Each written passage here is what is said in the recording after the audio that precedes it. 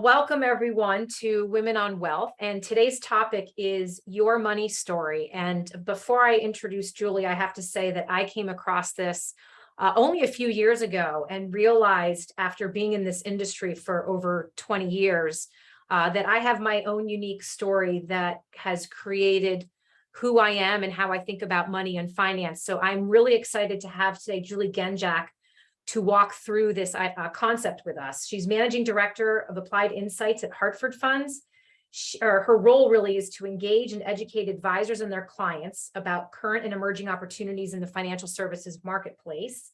She joined Hartford in 2018, was a Senior Vice President prior and Director of Practice Management and Professional Development at D.A. Davidson, and also began her career at UBS Payne Weber. So Julie, welcome and also congratulations. I also saw that in 2019, you were recognized by Money Management Executive on their annual Top Women in Asset Management Awards list. So congrats and welcome. Thank you so much. I am delighted to be here with you today. Yeah, me too. This is such an interesting topic that I don't think we hear about a lot. And so, this whole idea of your money story, can you talk first in a very simplistic way? What is it and where it comes from? Absolutely. So it's something, bottom line is it's something we're creating and writing every single day, whether we realize it or not. And I think that's the first aha moment that I had. At Hartford Funds, we had the opportunity to engage with a wealth psychology expert. Her name is Kathleen Burns Kingsbury. And she's founder of KBK Wealth Connection. And she's spent over 2 decades educating professionals and empowering women, couples, and families on the idea of breaking money silence and shattering money taboos. She has a Breaking Money Silence podcast and has written many books on this topic. And so in our conversations with Kathleen, we realized that it would be an exciting opportunity to begin to bring some of these concepts to life that she's talking about. And I think what's so important is when we think about money and talking about it, oftentimes I think and Julie, you may agree or not, but we're brought up saying, we shouldn't talk about money. It's not polite. That's a private matter. You don't ask how much things are. You don't ask how much someone has. We just don't talk about it. And so oftentimes these concepts and themes are tucked aside or swept under the carpet and we move forward. And I think also another misconception or something that we're raised with is talking about money means holding up a financial statement and saying, here's how many zeros I have, how many zeros do you have, who has more, who has less, right? Is this more or less versus the why? What does it mean to me? Why am I making the decisions I'm making? And I think that's what was so compelling out of the work that Kathleen Burns Kingsbury does with her coaching clients is really digging into the why. But then the most exciting part, in my opinion, especially for women, but for anyone, is the empowering aspect of this. So once you discover some of those whys and maybe why you're making positive decisions, or maybe why the decisions aren't benefiting you so positively, there's an opportunity to change going forward. We can create a healthier, more balanced money story if we choose, or if it would behoove us in the end. And that to me is what is the most exciting part of this whole conversation. No, I completely agree. It's finding that balance, right? Because I just caught myself over the weekend talking to my daughter about an investment account that we started for her. And she asked me how much was in there. And one of my responses was, but you don't talk about this with anyone. Right. And so, I don't want her running around saying, this is how much I have in this account. But at the same time, I caught myself saying, well, I also don't want her to feel that she can't talk about it. And so I think a perfect example.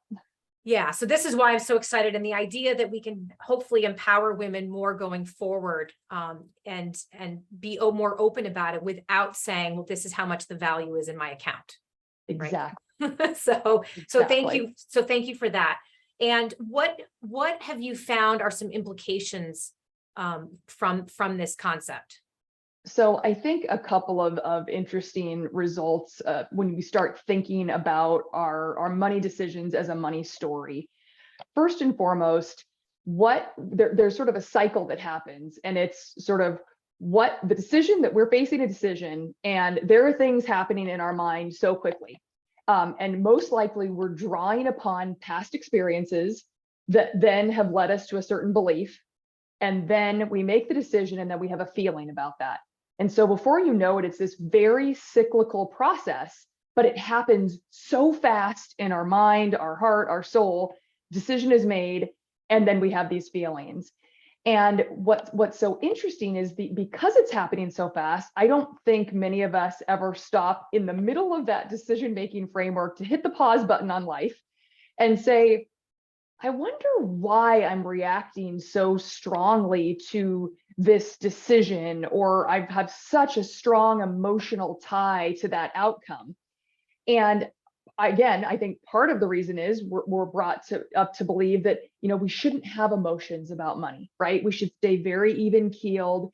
And I think you as a financial professional and myself as someone who's been in the industry for 24 years would say, but those emotions provide valuable insight and data. Why are we reacting that way? Sure. And rather than nope, we should stay stoic and don't have any emotion around that decision.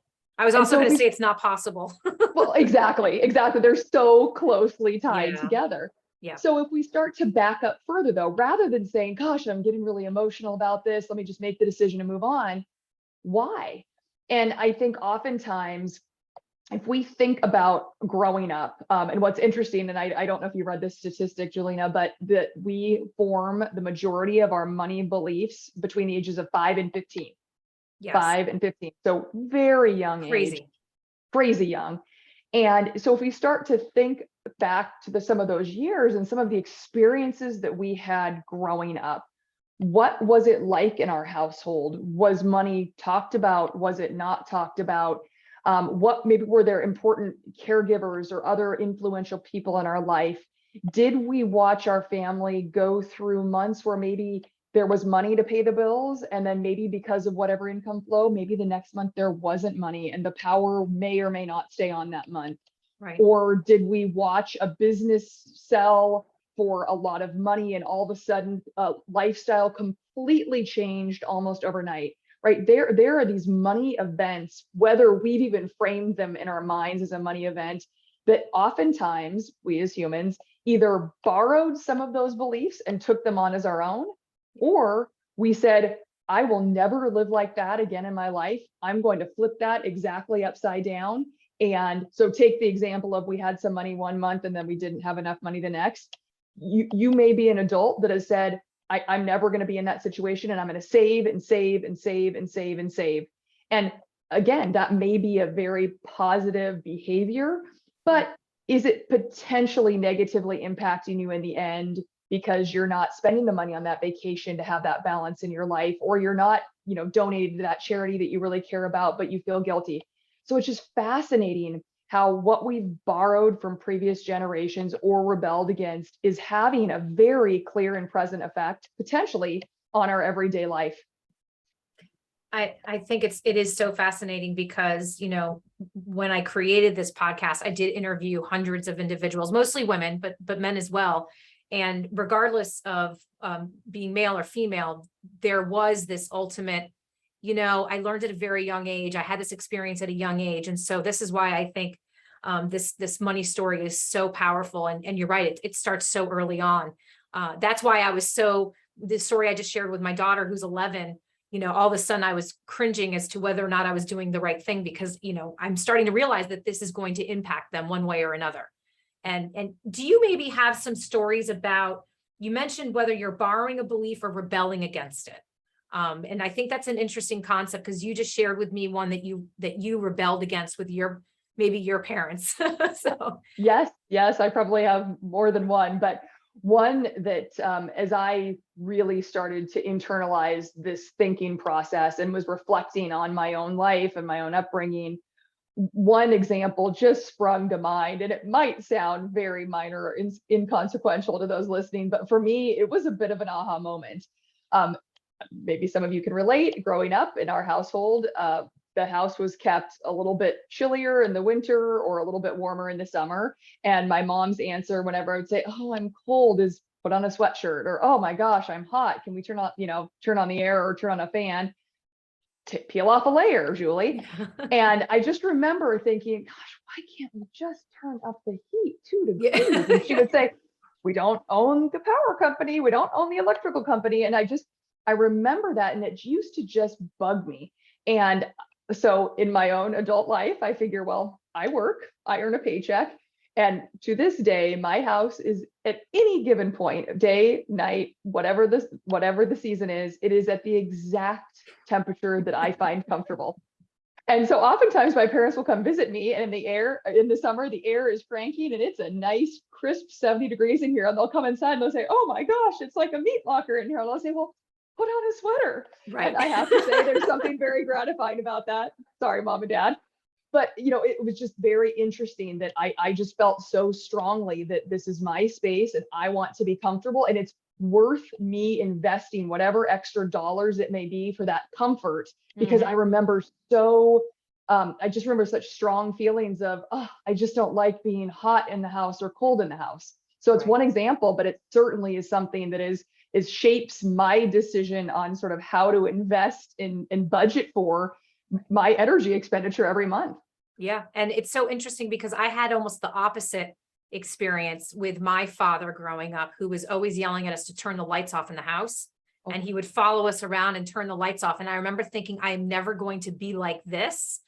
And yet I have somehow turned into that. And I catch myself now following my kids around the house and turning off all the lights and yelling at them.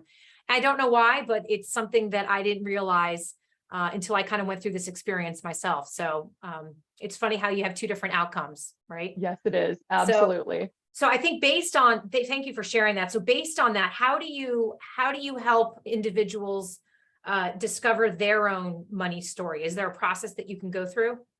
There is. So we, in conjunction with Kathleen, have created a money geneogram, and it's a worksheet, and it can be found on hartfordfunds.com. And it looks like a very simple, basic family tree. And you might pull it up and say, well, Julie, this isn't anything novel. But what's unique about this is you start to fill it out for yourself. And of course, it's a standard looking family tree. And I can tell you mine has a lot of different offshoots and branches like most families do. So first of all, you need to make it your own and add whatever extra lines or columns make sense for your family.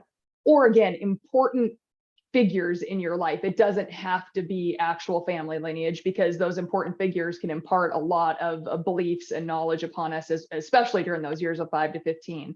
Yeah. But what's equally important, or even the most important process, is writing down if the person is deceased, what would their belief or attitude towards money have been in a phrase? If you had to put something down, and conversely, if they're still living, also what would be that mantra? And what's so interesting is I've been fortunate to be in many groups of financial professionals and their clients and gone through this process. And at first, I think people, when their pen is hovering against the paper and they think, well, I don't know. And then all of a sudden I watch the floodgates open, and these phrases are being put down, and it's interesting. There's some laughter, some tears of memory. I know my grandmother passed away early last year, and she was 94, lived an incredible life. But it was interesting for me to go through this process after she departed. I wished I could have done it with her while she was still here and actually talked about it, because she would have loved to have shared the stories. But it was very interesting. Very quickly, I realized, her mantra would have been, I wished I could have helped you more. But she was deathly afraid of outliving her funds, because her mother and aunt had lived to 104 and 105. Wow. And so she thought, so I have a lot of longevity in my family, the women in my family, but she was so deathly afraid that if she wanted to help, and she, so badly, but she thought, I have so many potential years I have to fund. And she would tell me that over and over. I just wish there was more I could do. And it was so interesting to me. And I think it started to consume her a little bit. But it's fascinating. So I would encourage you to go through this process. And even if you don't download the exact money geneogram, just start to, on a blank sheet of paper, write out your own family tree, write out the name of the person, what their profession is or was. But most importantly, what would that phrase or attitude towards money have been? And I almost guarantee you that there will be an aha moment. There will be some connection to an attitude or belief that you either have today or that you've flipped upside down and decided not to engage with at some point, either subconsciously or maybe very consciously along the way. Jelena, I'll give you another example that this was my example, and it sure won't be everyone's, but when I filled out my own money geneogram, what became very clear to me was another taking. Now, this was one that I took from my mom, but I did not rebel against, like the house temperature one. Yeah. But we used to, on the weekends, and I remember it like it was yesterday, we had a competition with ourselves to see how much we could save at the grocery store. So by reading the Sunday paper, looking at the ads and determining what was on special, but then flipping coupons. And we had one of those organizers that had, A through Z, and you would organize them, and we would go in and we would have our list, and we were on a mission. And every week we tried to save more than the last week. And it was this incredible bonding moment. And, we would be high-fiving. We're like, we saved $86. Can you believe it? And it became such a part of me that to this day, I will admit, I have a very hard time buying something if it's either not on sale or if I don't have a coupon code. It is very difficult. And again, I know for some it might sound trite, but it has been actually something that my husband pointed out to me. I didn't realize that was so ingrained in me. It happened one day, we were shopping, I saw a blouse, I loved it. He said, "Are you gonna grab it?" I said, "Oh, it's not on sale yet." And he kind of looked at me and he said, "Well, what does that mean? You like it? It fits, it's here." And I said, "Well, but it's not on sale yet." And he just kept saying, he's like, I guess I don't know what that means. And so I said, "Well, you can't buy it if it's not on sale." Right. And he said, "Really?" And it was kind of one of those moments where, as a couple in sort of our communication, he said, "Oh, wow, I knew you loved a good coupon, but I didn't know that that would be the barrier to entry." And so on one hand, I think our money scripts and these stories that we have and these beliefs, they can help us, right? And one might say, "Well, Julie, that's great. You're spending less on stuff, and maybe you can invest more in your 401k or your savings or give more to charity or, whatever it may be." Right. And that is so true. But on the flip side, what about the stress and the time dividend and kind of the emotional toll? And again, it doesn't need to be the blouses example. It could be anything. It could be remodeling a house, and all of a sudden it's, when's the right time to buy the stone? And is this the right price for the contractor? And all of a sudden you're so wrapped up in, is there a way that I could do this less expensively? Is this the perfect time? And the time that you might spend, and again, the weight it might become. So with my husband's help, I'm more balanced now. We've decided that I'm going to voice it and say, I feel like I shouldn't be doing this. And we're just going to talk through it and have that conversation. And sometimes we decide, you know what, let's hold off and see. And if it goes on sale, great. Or if you miss out, it's not going to be life changing. But conversely, sometimes we have that conversation and we say, this is the time to do this. It's important. Let's do it. And we can't look back. We're not going to regret it. This is why we work. We earn a living. Let's invest in this. And maybe it brings us some joy at the end of the day. So, but it's a process. And I'm sure each of you listening right now are thinking about a story or an example. And let me tell you, there are many more. I'm confident as you go through the money geneogram process. Yeah. And that's a great story. Thank you for sharing that, because we didn't have a competition growing up, but I do remember the coupons and just having such an avid focus on it. And I'm the same way too. I have to buy something on sale. But what I've also found to my detriment is, because something's on sale, I sometimes buy more. And, maybe I call it the Costco effect. I love going to Costco because I think I'm getting everything at a discount, but then I end up buying more than I should.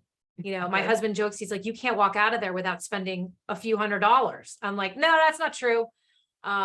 So that's what I found through some of this process too, which is a little different, but it's, obviously everyone has their own unique outcome to it.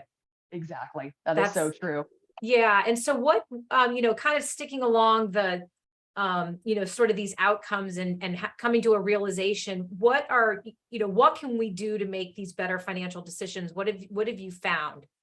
So two things, I think. One is these money scripts and these phrases that we have swirling around can really truly impact, I think, four key areas of one's financial life: how we spend, how we save, how we gift or give, and how we invest. And if you think of those four buckets or pillars, those are really the foundation in which anyone's financial future is built upon. And I think if any of us go through this process and put any example on the table, it directly impacts one, if not multiple of those buckets. And so I think it really is important to keep that in mind, that we could share great stories and have a good laugh and talk about how we've circumvented it. But at the end of the day, there is a direct correlation to some of these very key financial components, especially for women. And Julina, you probably know, but we at Hartford Funds have a long-standing, over 2-decade relationship with the MIT Age Lab, and Dr. Joe Coughlin is the founder and director. And these brilliant grouping of professionals, are on campus in Cambridge, and they're studying aging and longevity, but not from a standpoint of it's a problem to be solved, but from a standpoint of how do we continue to empower people and give them a quality of life as they age, and give them access to things like social engagement and transportation and all these really positive things. Well, what their research also tells us is just scientifically, women live longer than men. And I know we've all read the articles and we've all seen the statistics, and they may ebb and flow in any given year, but at the end of the day, women live longer than men. I've told my husband many a time, honey, I might be married 3 times after your birth certificate expires, and he's never super excited about that. But I say, I've got to really think about this. I mean, 104 and 105 are clear and present numbers in my family. Yeah. And so I do think as we think about not only our family's financial future and whatever that composition looks like today, there is a distinct possibility that we as women could end up on a solo journey or some sort of a different journey than we're in today. Yeah. And so understanding how we act and react, having a clear financial plan, locking arms with a financial professional that can be the sounding board. Because let's face it, you and your colleagues have seen it all. You have worked with clients in so many different scenarios. And I think that's what is so crucial, is having that person where you can share that story and say, I grew up in a household that did X, Y, and Z. Here's how I think it's affecting me. Any suggestions on how I can continue to positively impact my spending, my savings, my investing, and my gifting? And I think those conversations are crucial. And then that leads me to number 2. It's the talking about it. It's not keeping these topics tucked inside. And, Julina, your example of your 11-year-old daughter, sharing that account with her. Now, and again, I think there is probably a level of appropriateness to say, now, we're not going to share the numbers of this, but we've invested in your education and your future. I wanted to, your dad and I wanted to give you opportunities that we didn't have. And having those conversations, whether it's with the next generation, whether it's with partners or spouses. I joke with my husband, it took us almost 7 years of dating until we got married. And the main reason was I wanted to be sure that we were on the same page financially, that we had a similar vision, not identical, but that directionally we were headed in the same place. Great. Yeah. And we didn't have the tools in the toolkit to be able to talk about it. So it took a lot of trial and error. And I truly believe, had we sat down at the dining room table and each filled out our money geneogram and then talked about it, the why behind our beliefs, I think it would have accelerated our relationship by years. Wow. And in a very meaningful way. So I think partners and spouses, whether they're already together or whether it's a future union, I also think up a generation or two, bringing a parent or a grandparent around the table and talking about it. I think it could spark some great walk down memory lane, like I said, some laughter, maybe some tears, but at the end of the day, deepening relationships. It's interesting. I'm not a parent. I have a niece and a nephew that I adore, and they're 4.5 and they're 6. And I think the other thing that this process has really taught me is to start to talk about the meaning of money. Again, all the things that I have in my heart and soul, but I sit there and go, well, they're young. They just want a new Matchbox car and an American Girl. but I started having the conversations, and what I started to do was talk about wants versus needs, because that was also a framework growing up in my household, right? If you needed a pair of jeans, I'll buy you this $40 pair of Levi's. If you want the $140 pair of designer jeans, then you're going to need to bridge the gap with your babysitting money, right? And I understood that construct. So I might have started a little too soon, but a couple of weeks ago, I sat down with my niece and nephew. They were asking for something. I think it was a Play-Doh machine. And I talked to them about wants and needs. And I felt like we had a really meaningful conversation. I mean, they were nodding, there was eye contact, they were quiet. They walked away, and I thought, whew, I've got this aunt thing in the bag. I mean, I've checked that box. The next day, we were on FaceTime, and this Play-Doh ice cream machine came up again, and I said, now remember, is this a want or a need? And the 6-year-old whispered in his sister's ear and said, tell her it's a need, and then she'll buy it for you. And I thought, and I was like, one for him, that was great. And then I thought, okay, so the bottom line is, it's going to be a sequential, it's not going to happen overnight.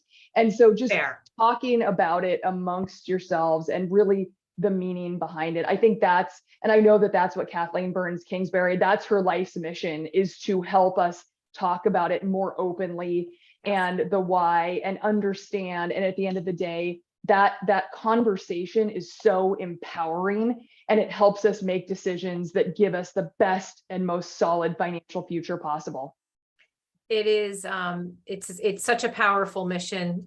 You exactly what you were just talking about. It's not just amongst your family, whether it's your spouse, your kids, your parents, or, we have, I see clients that they're not talking to their kids about what they have. And that's so important. But you referenced, even the financial advisor.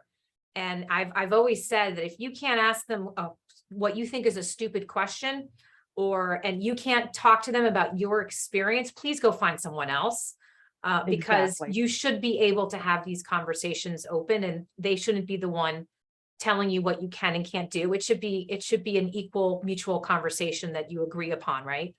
That And is so so true. I thank you for saying that, because I think you're absolutely right. It's the questions, it's the processing of information, it's the asking, can you repeat that, or can you explain that in a different way, or I'm not sure you heard me clearly, could I explain that again? absolutely. It's a partnership. You are locking arms, and I think that is so crucial. We've all heard, right? I don't have enough money to invest, or I don't know enough to invest. None of those are barriers to entry. There is always an opportunity to learn, to be heard, and ultimately to impact the outcome positively for our own, financial well-being in the end.